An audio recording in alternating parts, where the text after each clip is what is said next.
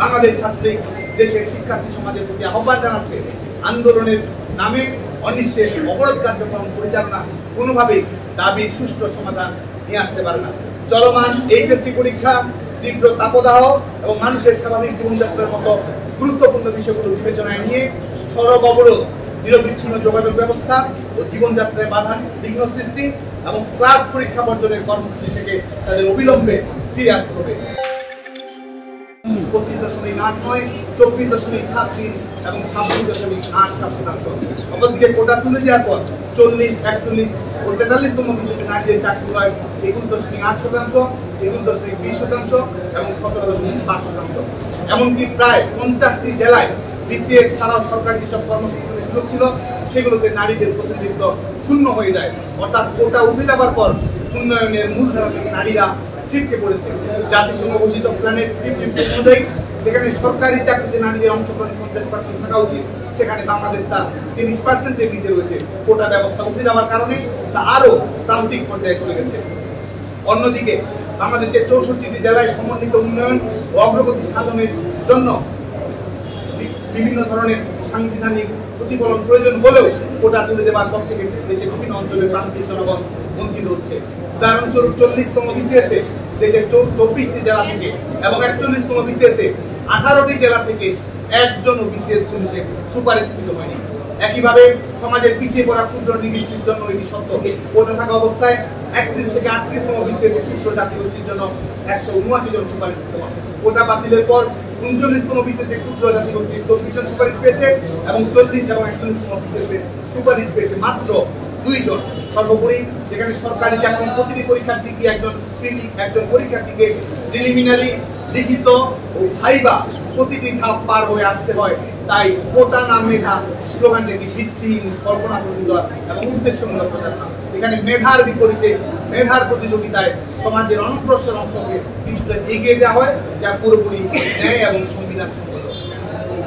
জনদুর্ভোগ, আদালতের চূড়ান্ত রায় পর্যন্ত অপেক্ষা না করে আদালতের বিচারিক প্রক্রিয়ার অন্তর্ভুক্ত হয়ে নিজেদের বক্তব্য তুলে না ধরে বর্তমানে আন্দোলনের নামে প্রকৃতপক্ষে সাধারণ জনগণের জীবনযাত্রা ব্যাহত করার প্রচেষ্টা চলছে, যা কোনো মতেই আর যৌক্তিক পদক্ষেপ নয়।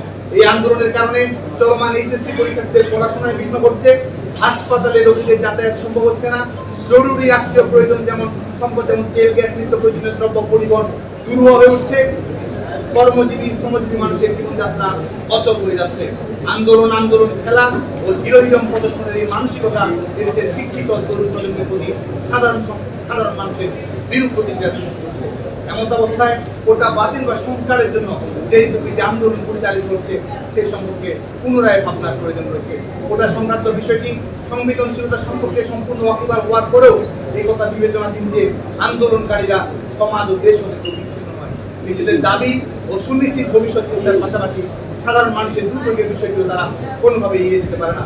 বিষয়টি এমন পর্যায়ে চলে যাচ্ছে যেন সাধারণ জনগণ বনাম শিক্ষার্থী এমন একটি অবস্থা দাঁড়িয়ে গেছে। আন্দোলনকারীদের প্রতি আহ্বান, বিদ্যমান প্রতিটি বাস্তবতা বিবেচনায় নিয়ে বাংলাদেশ ছাত্রলীগ মনে করে কোটা ব্যবস্থায় একটি যৌক্তিক ও অন্তর্ভুক্তিমূলক সমাধান ও সংস্কার আনয়ন করা এই মুহূর্তে সবচেয়ে জরুরি পদক্ষেপ। এই পদক্ষেপ বাস্তবায়নে কোনো হঠকারিতা নয়, কোনো তাড়াহুড়ো নয়, কোনো মব জাস্টিস নয়, কোনো অবরোধ বা জিম্মি পরিস্থিতি তৈরি করে স্পট ডিসিশন গ্রহণ করা সম্ভব নয়। কোটা ব্যবস্থার সময়োপযোগী সংস্কার আনয়নের জন্য একটি সমন্বিত রাষ্ট্রীয় উদ্যোগের মাধ্যমে সংশ্লিষ্ট সকল পক্ষের সাথে আলাপ আলোচনা সাপেক্ষে বৈশ্বিক প্রেক্ষাপটে বর্তমান ও ভবিষ্যৎ রাষ্ট্র কাঠামোর প্রেক্ষিতে একটি যৌক্তিক, অন্তর্ভুক্তিমূলক, স্থায়ী সমাধান উদ্যোগ প্রয়োজন।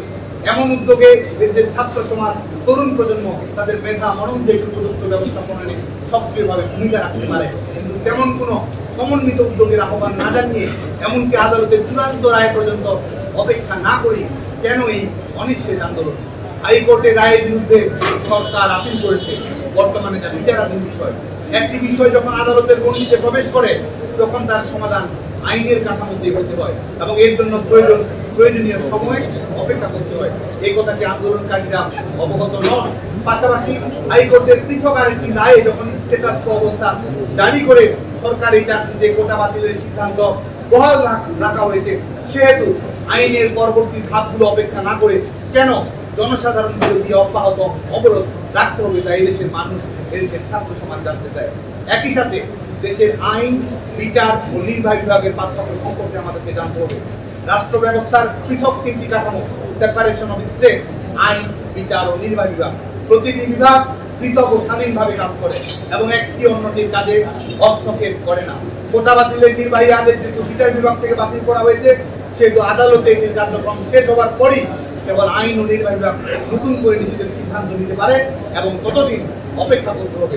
রাষ্ট্র কাঠামোর এই মৌলিক বিষয় না বুঝে জনগণকে জিম্মি করে তথাকথিত আন্দোলন চালা বলে আন্দোলনকারীদের এটিও মনে রাখা দরকার, এদেশের আইন বিভাগ সার্বভৌম, বিচার বিভাগ স্বাধীন এবং নির্বাহী বিভাগ জনগণের ভোটে প্রতিষ্ঠিত। তাই অহেতুক উদ্দেশ্য প্রণোদিত আন্দোলনের কাছে কেউ নথি স্বীকার করবে না। সার্বিক পরিস্থিতি বিবেচনায় নিয়ে বাংলাদেশ ছাত্রলীগ দেশের শিক্ষার্থী সমাজের প্রতি আহ্বান জানাচ্ছে, আন্দোলনের নামে অনিশ্চিত অবরোধ কার্যক্রম পরিচালনা কোনোভাবেই দাবির সুষ্ঠু সমাধান নিয়ে আসতে পারে না। চলমান এইচএসসি পরীক্ষা, তীব্র তাপদাহ এবং মানুষের স্বাভাবিক জীবনযাত্রার মতো গুরুত্বপূর্ণ বিষয়গুলো বিবেচনায় নিয়ে সড়ক অবরোধ, নিরবিচ্ছিন্ন যোগাযোগ ব্যবস্থা ও জীবনযাত্রায় বাধা বিঘ্ন সৃষ্টি এবং ক্লাস পরীক্ষা বর্জনের কর্মসূচি থেকে তাদের অবিলম্বে ফিরে আসতে হবে।